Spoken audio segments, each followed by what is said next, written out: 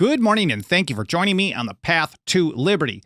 I'm Michael Bolden with the 10th Amendment Center, and this is the Fast Friday edition of the show for June 30th, 2023. And with Independence Day being next week, and, well, with me taking the whole week off of doing the show next week, I'm not off of work completely, but I'm not doing the show next week, I thought today would be a perfect time to do an episode discussing a foundational principle underlying the Declaration of Independence that is almost completely ignored today. And this really is a follow-up on Wednesday's episode. If you haven't checked it out, I will link to it in the show notes so you can check it out. That's over at 10thamendmentcenter.com/path to liberty, or you can just find it on the page there as well. The episode's called The Founders' Education, and I talked about learning what the founders learned so we can understand the old revolutionaries to understand the principles that made it into, well, the Declaration, the Constitution, etc.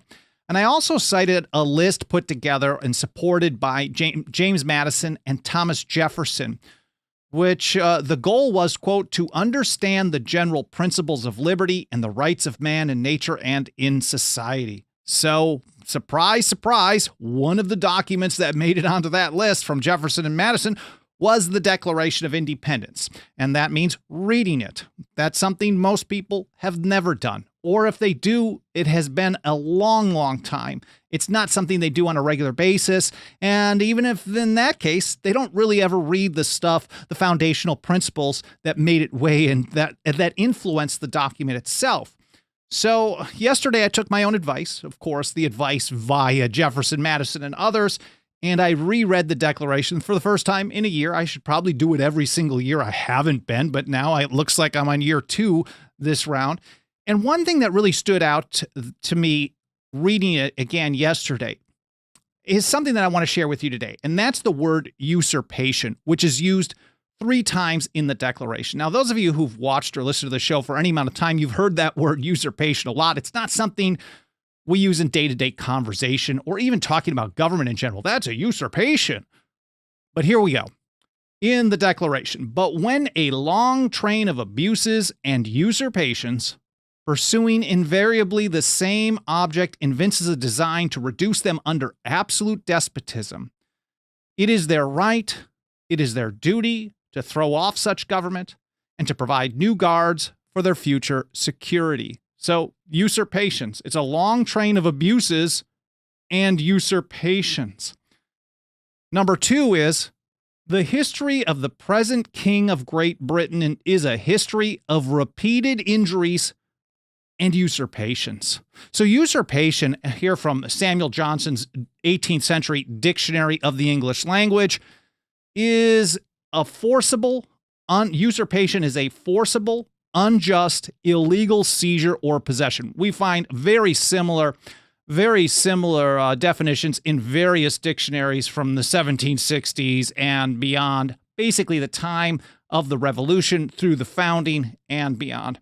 Or here from Samuel Johnson's again, usurper is one who seizes or possesses that which he has no right. To the founders, to the old revolutionaries, a usurpation of power, usurpations are exercises of power that government is not authorized to do. There's a line in the sand, even under the unwritten British Constitution, there was a line in the sand, and when they did stuff that they weren't supposed to be doing, that was a usurpation of power.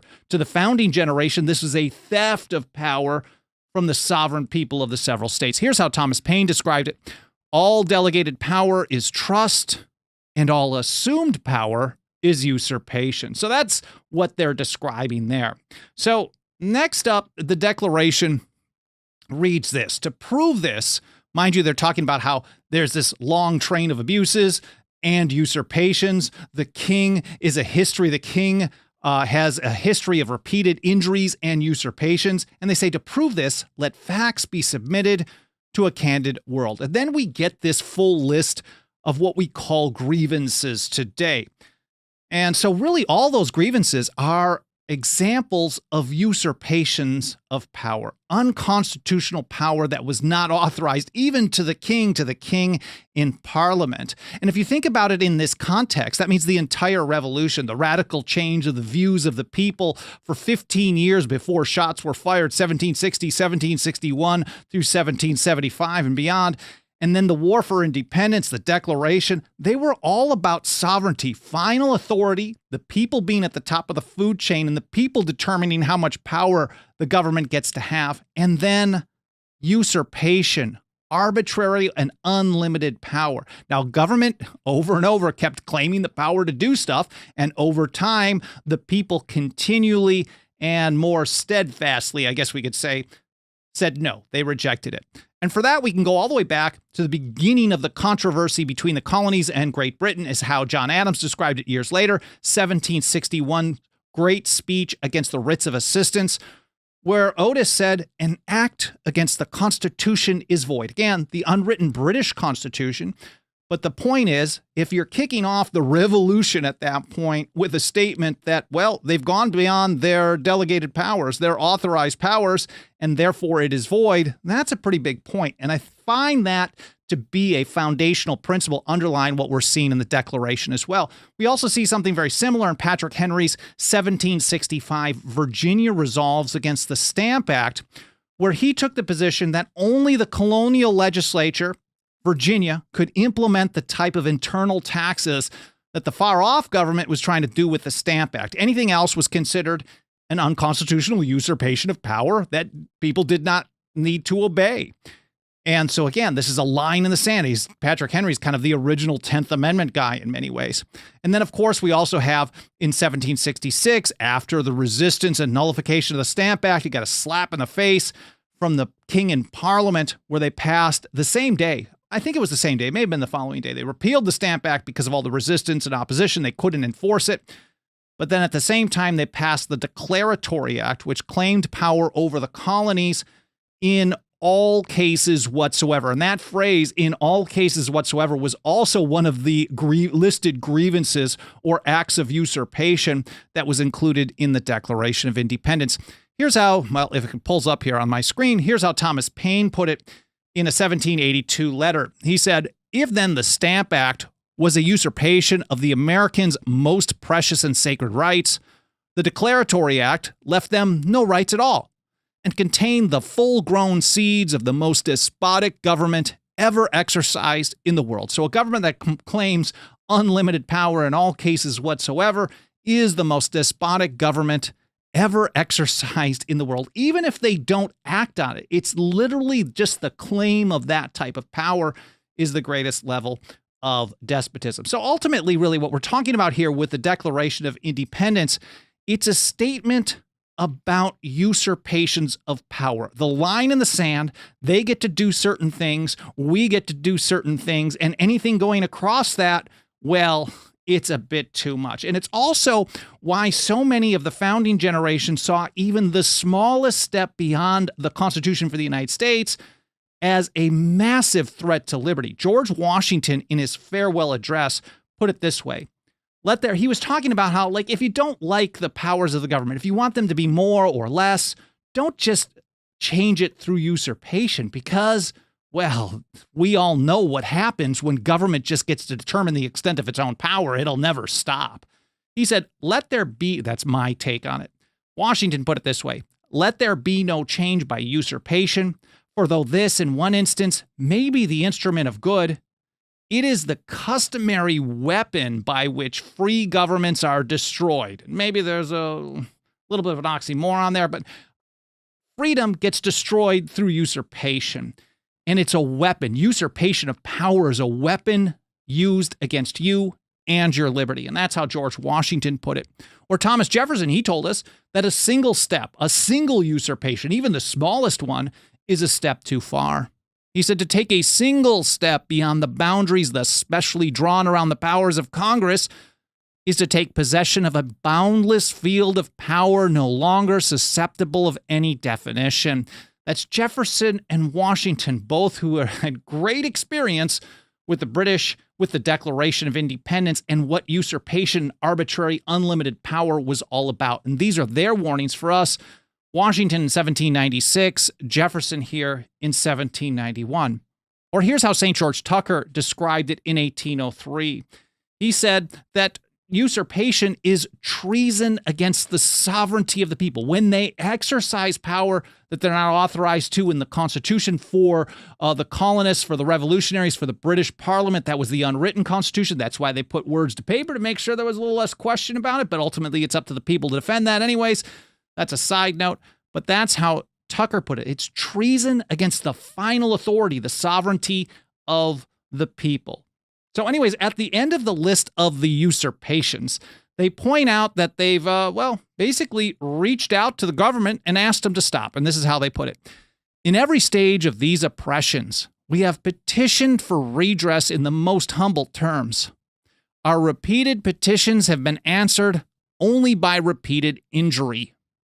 A prince whose character is thus marked by every act which may define a tyrant is unfit to be the ruler of a free people. So here's all the stuff that we've had a problem with. Now, mind you, this wasn't the first list of usurpations, of course. The Declaration of Resolves of the First Continental Congress in 1774, they had a list. They've specifically listed out acts, and they said, to these grievous acts, we cannot submit. So this is something that had been building up for some time. And then, of course, July 6, 1775, Thomas Jefferson and John Dickinson partnered up to draft the Declaration of the Causes and Necessity of Taking Up Arms in response, of course, to Lexington and Concord. It was passed unanimously by the Second Continental Congress. And in there, they said, well, at some point, why should we list out anything and everything? We don't need to at this point. So we've seen things about grievances, lists, usurpations of power in time. And Jefferson, as he said, this was an expression of the American mind. He wasn't trying to come up with new stuff here. Anyway, so they petitioned year in and year out. They asked them to stop, and they just kept getting more. And as we see, I think the great example, of course, is the Stamp Act. Not only did they ask them to stop, they resisted. They made it impossible to enforce. And in response, they just said, well, we'll just claim power over you, quote, in all cases whatsoever. Then we have the third use of the word usurpation. I didn't forget. They then said they reached out to the people of Britain. We have a common bond, a common history, and they asked them, quote, to disavow these usurpations. And the response was, they too have been deaf to the voice of justice and consanguinity, I think is how you say this one. Basically, we're from the same family tree. Be cool. We're brothers. We're sisters. We're family. Look what you're doing to us. Help us out here. And they've been deaf to this. We must therefore acquiesce in the necessity which denounces our separation and hold them as we hold the rest of mankind, enemies in war, in peace, friends. Well, I hope you guys found this interesting. I hope it was educational. I hope it makes you think. I hope you learned something. Of course, I'm going to link to all the stuff that I mentioned here. Primarily, let's read that Declaration of Independence. Let's go through some more of the items in the Founders Education episode. I've got 6 items listed there as well. The more that we learn, the more that we can apply the principles and the strategy to advancing liberty today. Again, I hope you enjoyed the episode. I hope you have a great weekend. I'm sorry to not be around next week, but I hope you guys have a great Independence Day holiday next week. And I look forward to seeing you. Well, I guess that would be the 10th. I'll be back on July 10th for my regular schedule here on the Path to Liberty. Thanks so much for watching. I appreciate you being here. Well, here's a big whoops. I forgot to do my own self-promotion.